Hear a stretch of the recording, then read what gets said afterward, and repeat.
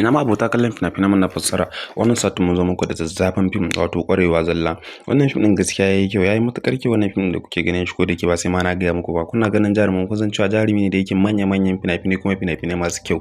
Gaskiya kamata ku zo ku kalli wannan fim ƙwarewa zalla. Duk mai buƙata zai iya tuntuɓar mu ta wannan lambar da muka ɗora ta Telegram. Insha Allah zai same mu.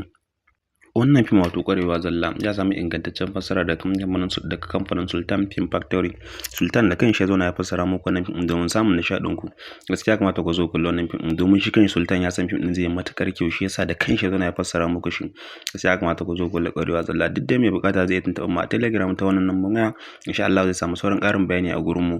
Sa'annan ba iya wannan muka tsaya muna da fina-finai kala daban-daban. In dai fassara ne insha Allah za ka same shi a gurin mu. In dai kana buƙata. Sannan in dai ka haɗa wannan bidiyo namu ka daure ka danna mana subscribe sannan ka danna mana ƙararrawa ta yadda da zarar mun ɗora sauran bidiyon mu zai dinga isa ga sauran mabukata. Mun gode muna zuwan jiran ku sai mun ji ku.